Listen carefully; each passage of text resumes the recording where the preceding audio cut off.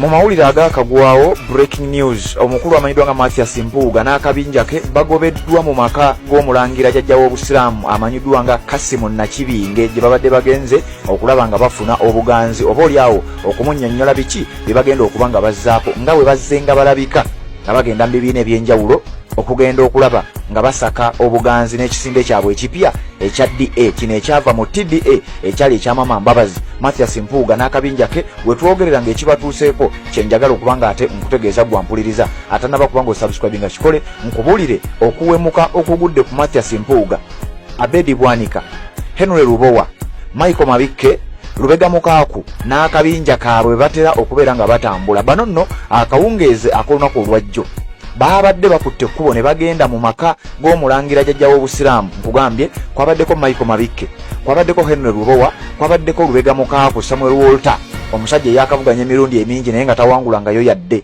Babadde bagenze kusisinkana Dokita Kasimu Nakibinge jjajja w'obusiraamu era nga bagamba nti babadde bakoze enteekateeka ey'okusisinkana omukulu amanyiddwa nga Dokita Kasimu Nakibinge omulangira jjajja w'obusiraamu kakungulu. Kakati nowuliriza okusinzira ku Mpuuga n'akabinja ke oba okusinzira ku sources ze tuyina nga batugamba nti Mathias Mpuuga n'ekibiina kyabwe ekya DA oba Democratic Alliance baali bakola programu mbu balina omuntu gwe bakola naye programu mbu abatwale abatuuse ew'omulangira Kasimu Nakibinge jjajja w'obusiraamu ennaku eziyise emabegako. Kati sources zitugamba Mathias Mpuuga ng'ali wamu n'akabinja ke Michael Mabikke, Henry Lubowa, Lubega Mukaaku n'abalala omuli Abedi Bwanika nti bwe batuuse ku gate mu maka g'omulangira Kasimu Nakibinge ne babategeeza nti bakulu mwagala ki wano, ne babagamba mmwe nga tetubamanyi wano era nga temulina programu yonna.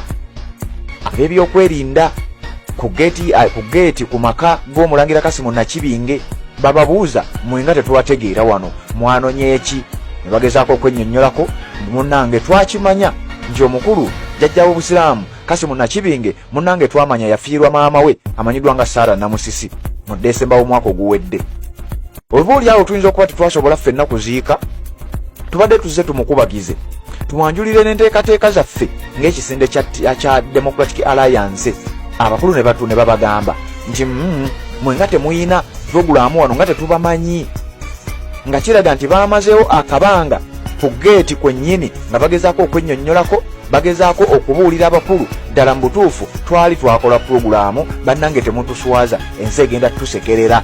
Ne bagamba muzzeeyo amasuuti gammwe, muzzeeyo amakooti gammwe, temulina nteekateeka yonna kusisinkana jjajja w'obusiraamu omulangira Kasimu Nakibinge. Wuliriza nno wano mpola mpola.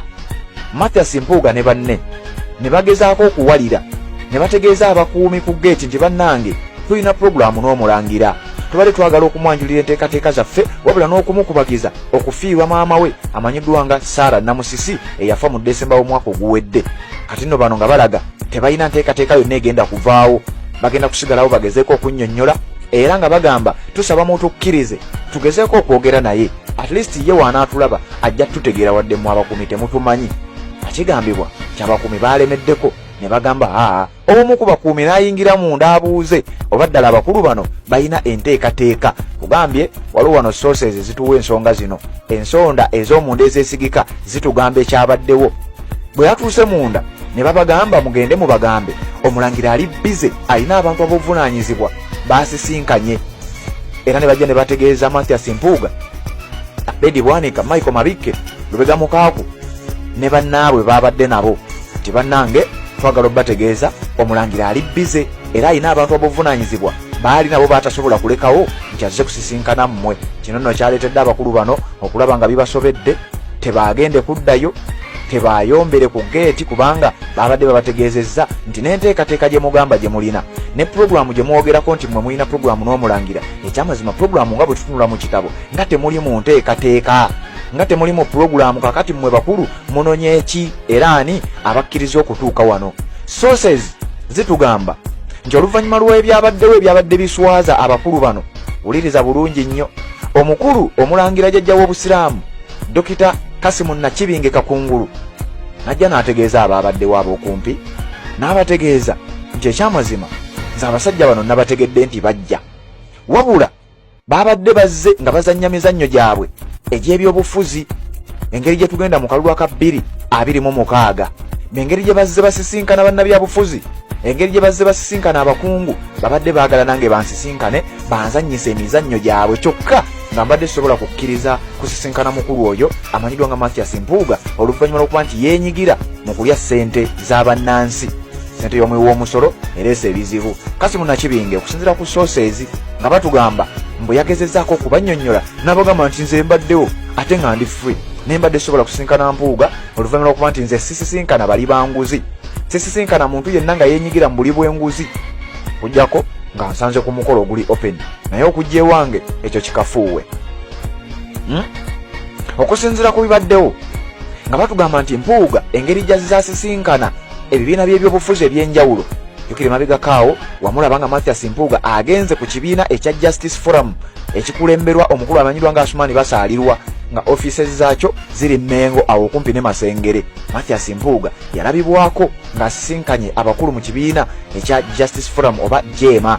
Kakati bano abayina engeemu zaabwe ze babala era bwe yaveeyo wayita akabanga katono nnyo n'alabibwako Mathias Mpuuga ng'asisinkanye abakulu ba FDC eri ey'Ekatonga ekulemberwa Patrick Oboy Amuriat era wano naddala abamu ku banna-DP ekintu kino tekyabasanyusa bulungi nnyo newankubadde abaali tebalina kyakukolera muntu waabwe. Kakati nno kigambibwa ti Mathias Mpuuga ensonga ezamutwala mu bibiina bino era ze zaabadde zimututte mu maka g'omulangira Kasimu Nakibinge wabula ne bamutegeeza ti mukulu tokkirizibwa kujja wano kubanga toli ku puroguramu era omulangira akyali dizayina n'abantu basisinkana ab'obuvunaanyizibwa ayinza obutabasobola balekawo kubeera nga ate asisinkana mmwe wabula omulangira n'abategeeza oluvannyuma nti ekituufu kiri nti abakulu mbadde nabategedde nti bajja era mbadde sandibadde na buzibu basisinkana naye nze ng'omulangira jjajja w'obusiraamu ekyamazima sikkiririza era sisisinkana muntu yenna nga yeenyigira mu kulya ssente y'omuwi w'omusolo. Kati nno kino kyekyagudde ku Mathias Mpuuga,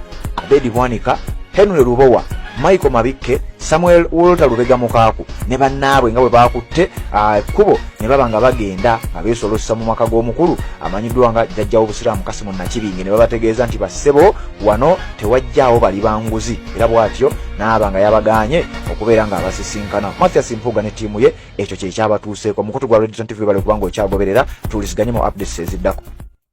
Assalamu alaikum wa rahmatullahi wa barakatuh. Amanya n'eddoboozi Haji Abdu omusomi w'eddua nkola ku nsonga ez'enjawulo emirimu nga gikutukataganyeeko ebyenfuna byo nga bidobonkanye ne oba oli bweru wa ggwanga emirimu gya kutankalanako jangu kusomere ku ddua okubeda nedda eddua zaabaawo eddua zisomibwa omuntu n'oterezebwa mu mbeera yonna ebadde ekwesibyeko akanyaga. Nina ekyoto kyensobola okukumira wadde oli bweru wa ggwanga nga toli kumpi wano n'ofuna omukisa ogwo nawe n'osomerwako ku ddua nakuteddeko n'akabaani Allah ajja kukusaasira ajja kwanukula.